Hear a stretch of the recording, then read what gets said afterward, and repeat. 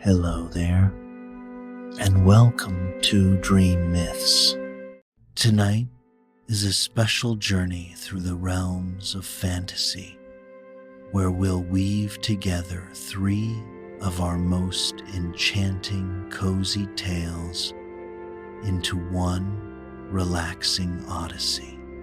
Each story, a whispered secret carried on a moonbeam, will transport you to a world beyond your wildest dreams. From the mythical lands of fire-breathing dragons to the legendary quests of noble knights, and from the secluded abodes of wise witches to the hidden towers of mystical wizards, each narrative is a portal. But the true magic doesn't just lie in the grand adventures. It's in the quiet spaces between the words. It's in the gentle rustle of the wind through the enchanted forest canopy, the soft patter of rain on a mossy cottage roof, and the hushed whispers of stories that only reveal themselves when the world outside falls silent. So, as we prepare to embark on this quest together, remember to like, share, and subscribe for more magical adventures. And if you feel inclined, you can also support the channel on Patreon. The link is in the description below. But for now, let's get cozy, let your thoughts drift away, and let the tales begin. Sit back and relax, for our story begins in a place forgotten by time and light. A tavern nestled deep in a misty forest, far from any well-traveled road, with a faded sign and a crumbling stone facade. Its name is the Cursed Tavern, and tales of it are whispered in the hidden corners of the world. It is the final refuge for creatures exiled from every other magical tavern and inn, a haven for the damned. The proprietor is Finian McMurroch, an ancient leprechaun long ago banished from the fairy circles. His crime? A profound distaste for gold, the very obsession of his kind. Finian believed that silver, with its gentle luster and enduring strength, was the true currency. He was cursed, doomed to never leave the premises of his tavern. Every splinter of wood, every stone, a part of his unbreakable enchantment. He was not alone. His staff was similarly bound by a curse. Twiggy, a mischievous pixie full of wicked pranks. Siobhan, a mute cooking witch who infused her dishes with silent, mysterious magic. And Harry, a half-giant doorman with a gentle heart who yearned for companionship. Tonight, a peculiar visitor has arrived. Valentine, the leader of a vampire support group known as Vampires Anonymous, has booked a room for a meeting.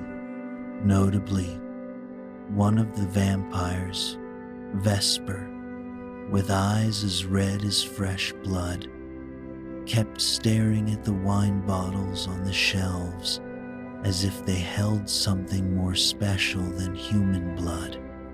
Finian, in a moment of panic, realized he had forgotten to prepare the vegan blood substitute Valentine had requested. Twiggy, with the help of a tiny gnome Harry had found, quickly concocted a drink from crushed beets and berries. However, this gnome was no ordinary creature.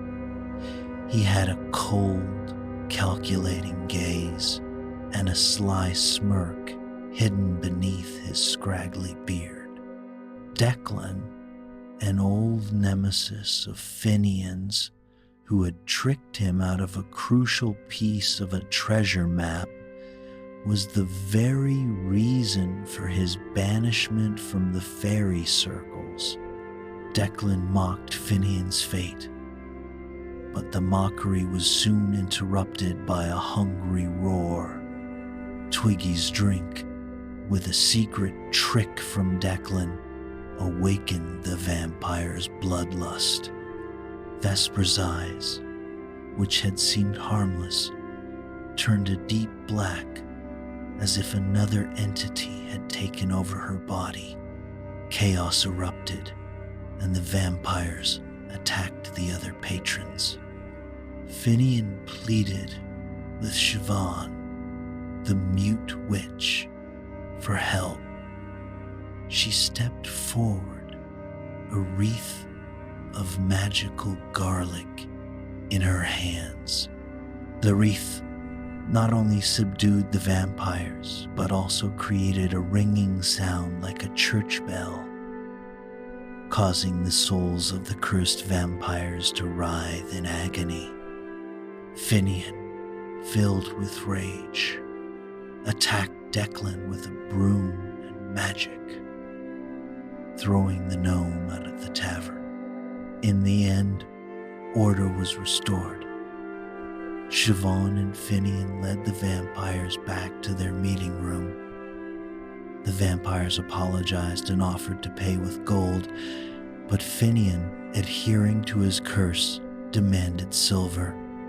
They agreed, and Finian accepted their offer to hold the next meeting.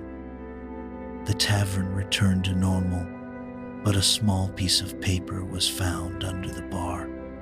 It was a sketch of the tavern, with a small signature in the bottom corner. D.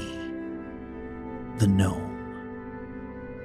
A reminder that some curses cannot be broken, and some enemies will always find a way to return. Sit back and relax, for our story begins with Sir Galantine, a knight in service to King Harwick, plagued by a torment far worse than any dragon, chronic sleeplessness. He spent his nights staring into the darkness, the silence of his chambers echoing with the clatter of his past victories and the weight of his unfulfilled duties. The world of dreams, a sanctuary for all, was a locked gate to him. Then came a whisper, carried on the wind, a rumor of an ancient sorcerer in the misty forest, a figure so old they could weave a tale so enchanting, so deeply soothing, that it could coax even the most stubborn of minds into slumber. Driven by desperation, Galantine began his perilous quest, a pilgrimage not of valor but of vulnerability. He was to traverse the three daunting realms, the plains of perilous eternity, the hills of the dead, and the valley of perpetual despair. His first trial came on the plains. He arrived not to a battlefield, but to a graveyard of ambitions, a field of broken swords, each one a testament to a knight who had failed to learn the lesson Galentine was about to face. There, he found Slagborg, a monstrous dragon, fast asleep atop a glittering mountain of treasure. Galentine, his old greed momentarily overtaking his quest for peace, attempted to steal a handful of gold. The dragon awoke, its immense shadow falling over him. Trembling, Galentine made a desperate promise to return twofold what he had stolen, and fled with no intention of ever returning. Exhausted, he reached the swamp and found a dilapidated hut belonging to a marsh witch named Agnes. She offered him a sleeping draught of unparalleled power on one condition: he must promise to marry her upon his return. Repulsed yet desperate, Galentine agreed, downing the potion in a single gulp. Instantly, a profound darkness enveloped him. He awoke in purgatory, a barren land of swirling mist and tormented souls. He saw his reflection in a shard of a broken mirror, not as a knight, but as an old man, full of regret. He was covered in cracks, like a shattered piece of pottery, each fissure a scar left by his past mistakes, a symbol of the brokenness caused by his selfish bargains. It was there that a wise elder appeared, presenting him with 3 riddles. Galentine, with newfound clarity, solved them with the words forgiveness, love, and gratitude. He understood that to find salvation, he had to forgive himself, learn to love his true self, and be grateful for the life he had. As he spoke the last word, his spirit felt lighter, and he stepped into a blinding light. He awoke back in Agnes's hut, a profound sense of peace washing over him. Agnes, with a knowing smile, pointed to a door. The sorcerer was waiting. Galentine knocked 3 times. The door opened, revealing a figure as old as time itself. The sorcerer requested that Galentine tell him the story of his journey in exchange for the promised bedtime tale. As Galentine recounted his epic of self-discovery, his voice grew softer and his eyes grew heavy. He finally drifted into the deepest, most peaceful sleep of his life. The story of King Alden is not one of conquest, but of a man who conquered everything only to discover he had nothing. He had claimed every throne, subdued every army, and amassed a kingdom that spanned the known world. Yet, in his grand hall, amidst the glittering treasures and the clamor of victory celebrations, a profound emptiness settled in his heart. The thrill of battle had faded. The purpose of his life had evaporated, leaving him adrift in a sea of meaningless opulence. No feast was lavish enough, no jewel bright enough to fill the void left by a life without a challenge. One night, the royal astronomer, a man who saw more in the stars than just light, brought an astonishing revelation to Alden. Through his enchanted telescope, he showed the king a figure on the moon. It was not just a man walking on the lunar surface. He was tending to a single luminous flower, a blossom of impossible beauty thriving on the barren, dusty orb. In that moment, Alden's spirit, long dormant, was ignited with a new ambition. The world was conquered, but the heavens remained a final frontier.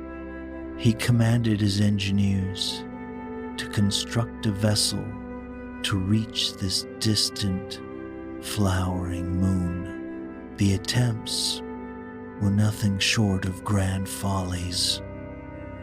First, they built a towering ladder that reached for the heavens, only for it to collapse under its own weight, a testament to mortal hubris. Next, a colossal catapult was designed, powerful enough to launch a cow into the sky, but it too failed spectacularly, sending the poor beast on a tragic, unceremonious flight. Alden understood this was not a problem for steel and stone, but for magic. He summoned his oldest dragon keeper, and together they devised a plan to harness the power of a dragon. Rexus, a magnificent beast with scales like obsidian and eyes of burning amber, was fitted with a gilded chariot to carry the king and his advisors. At the stroke of midnight, Rexus launched into the sky, the chariot in tow. Alden and his men were filled with a mixture of wonder and terror as they journeyed through the endless void, passing celestial bodies and finally approaching the serene glow of the moon. But as they neared their destination, Rexus's powerful wings faltered. He was exhausted beyond recovery, and the old dragon keeper delivered a grim warning. The journey had taken too much, and this might be a one-way trip. Just as despair threatened to consume the king, the man on the moon looked up from his flower and smiled. He cast a single luminous seed down towards them. The seed, a speck of light, grew as it fell, transforming into a shimmering bridge of pure magic, just wide enough for them to cross. The dragon keeper explained that it was a gift, for Alden had shown compassion by not forcing the weary dragon to continue. In that final moment, the king understood that the greatest victory wasn't conquering the world, but conquering his own ambition, and that the only true path to the stars was paved not with gold, but with grace